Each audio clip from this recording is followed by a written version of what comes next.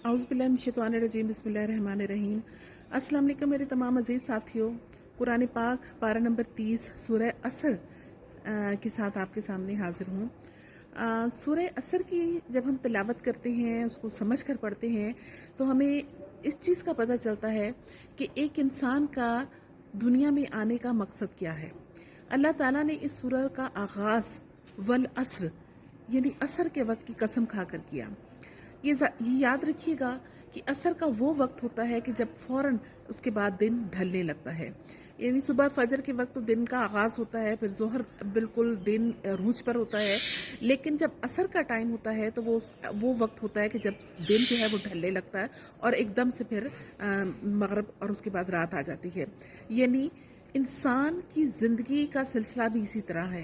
एक इंसान जब पैदा होता है तो बिल्कुल इसी तरह कि वो फजर का वक्त होता है, फिर वो अपनी जवानी और भरपूर जवानी की तरफ चला जाता है, फजर जोहर का वक्त, और फिर उसके बाद असर और मगरिब और इशा, उसकी उधेड़ उम्र, बुढ़ापा, और उसके बाद फिर उसका ज़िंदगी के आखिरी दिन जो होते हैं वो हो जाते हैं।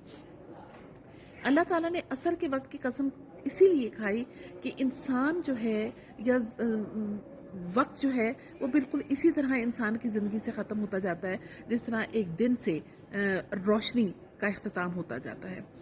हम इंसान जो है वो अल्लाह ताला की कसम खाकर अपनी बात को मजबूत करते हैं।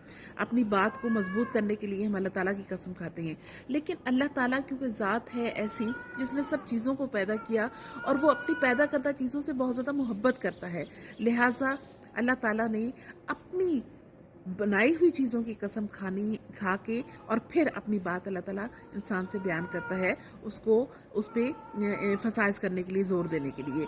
लिहाजा अल्लाह ताला ने असर के वक्त की कसम खाई, और इसके अंदर वजह ये है कि असर का वक्त वो होता है कि जब फ़ौरन उसके बाद रात ढलने लगती है। और फिर अल्लाह ताला ने फरमाया वल असर इन्नल इंसाना लफ़ी खुस्र, यकीनन इंसान खसारे में है। यानी जब हम इतनी सी बात सुनते हैं कि अल्लाह ताला ने कसम खा के स्ट्रेस देकर ये कह दिया कि यकीनन इंसान खसारे में है, कि तमाम इंसान जो है वो नुकसान में है, खसारे में है, तो एक इंसान बिल्कुल मायूस हो जाता है कि हम इंसान अगर इस दुनिया में हैं तो बिल्कुल नुकसान में है, खसारे में है। अल्लाह ताला ने ये बात कसम खा के कह दी तो इसका मतलब इसमें शक की कोई गुंजाइश ही नहीं रही। लेकिन उसके बाद अगली आयत जो है उसमें हमें ढारस मिलती है और हमें पता चलता है कि अल्लाह ताला अगर हम इंसान खसारे में हैं तो अल्लाह क्या चाहता है कि हम इस खसारे से निकलें। उसके बाद अल्लाह ताला ने फरमाया इल्लल्लाज़ीना आमनू। आप ये ज़हन में रखिएगा कि इल्ला एक ऐसा अरबी का लफ्ज़ है कि जिसके बाद बहुत कम लोगों का तस्करा, कम चीज़ का तस्करा होता है।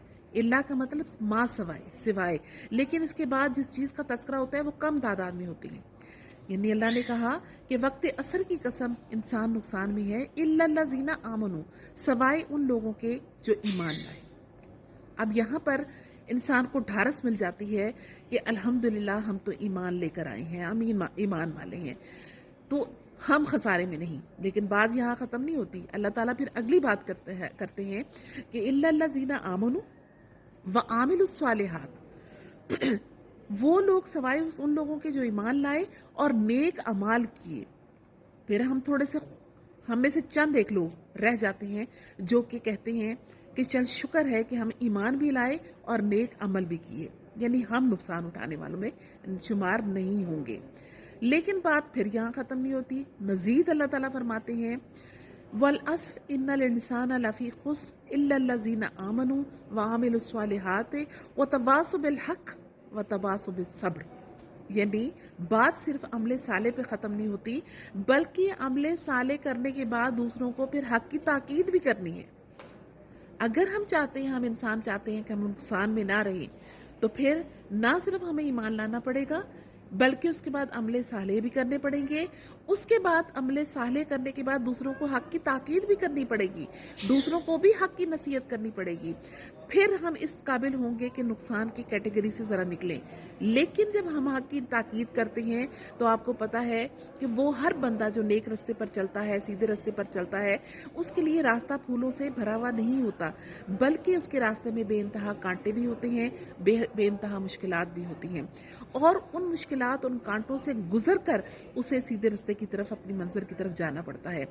तो जब हम خود بہت سی مشکلات کا شکار ہوتے ہیں تو ہم نے پھر دوسروں کو بھی نصیحت کرنی ہوتی ہے کہ اگر آپ سیدھے راستے پر چلو گے تو آپ کے راستے میں بہت سی مشکلات ہوں گی. یعنی پہلے تو ہم لوگوں نے خود سیدھے راستے پر چلنا ہے، پھر ہم نے دوسروں کو سیدھے راستے پر چلنے کی تاکید کرنی ہے.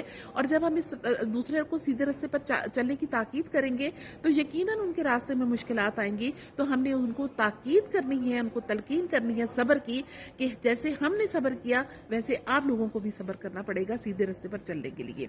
تو یہ 4 کیٹیگریز ہو گئی ان لوگوں کی جو نقصان میں نہیں ہیں. اللہ تعالیٰ نے فرمایا والعصر ان الانسان لفی خسر، وقت عصر کی قسم کہ یقیناً بغیر کسی شک کے انسان نقصان میں ہے، خسارے میں ہے. پھر اللہ تعالیٰ نے فرمایا کہ الا الذین آمنوا، لیکن وہ لوگ خسارے میں نہیں جو ایمان لائے. بات یہاں ختم نہیں ہوئی.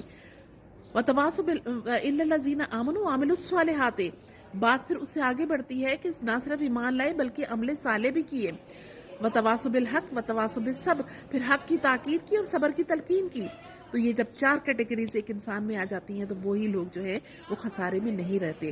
میں نے جیسے آپ کو پہلے بتایا کہ الا الذین آمنوا، الا کا مطلب ما سوائے ان لوگوں کے، اور یہ ما سوائے جب الا لفظ آتا ہے عربی میں تو اس کے بعد تھوڑے لوگوں کی گنتی آتی ہے، تھوڑی چیزوں کی گنتی آتی ہے. تو اس کا مطلب یہ کہ بہت کم لوگ ہیں جو نقصان میں نہیں ہیں، زیادہ تر لوگ نقصان میں ہیں. وجہ اس کی کیا ہے کہ اگر ایک انسان ایمان نہیں لے کر آتا اور اس کے بعد وہ عمل صالح کرتا ہے، وہ حق کی تاکید کرتا ہے، وہ صبر کی تلقین کرتا ہے، تو اس کی پہلی کیٹیگری جو ہے وہ ختم ہو جاتی ہے، تو وہ پھر نقصان میں ہے. اگر وہ ایمان لاتا ہے، عمل صالح کرتا ہے، لیکن آگے حق کی تاکید اور صبر کی تلقین نہیں کرتا تو پھر بھی اس کی ایمان کی کیٹیگری کمپلیٹ نہیں ہوتی. اور اگر وہ ایمان لاتا ہے، نیک عمل کرتا ہے اور صبر کی تاکید، دوسروں کو حق کی تاکید بھی کرتا ہے، لیکن صبر نہ خود کرتا ہے نہ دوسروں کو کرنے کی تلقین دیتا ہے، تو اس کی کیٹیگری بھی خسارے اٹھانے والوں میں ہو جائے گی. لیکن اگر ایک انسان ایمان لاتا ہے، عمل صالح کرتا ہے، دوسروں کو حق کی تاکید کرتا ہے اور پھر صبر کی تلقین بھی کرتا ہے، تو پھر اس کے بعد وہ خسارہ نہ اٹھانے والوں میں شامل ہو جائے گا. تو ایسے ہی لوگ جو ہیں وہ اللہ تعالیٰ کے پسندیدہ ہے. تو سورہ عصر کی تلاوت کرنے کے بعد، اس کو سمجھنے کے بعد ہمیں پتہ چلتا ہے کہ اگر ہم چاہتے ہیں کہ ہم خسارہ اٹھانے والوں میں نہ رہیں تو ہمیں 4 چیزوں پر عمل کرنا پڑے گا. ایمان لانا بھی پڑے گا، اس کو سٹرونگ بھی کرنا پڑے گا، مضبوط بھی کرنا پڑے گا.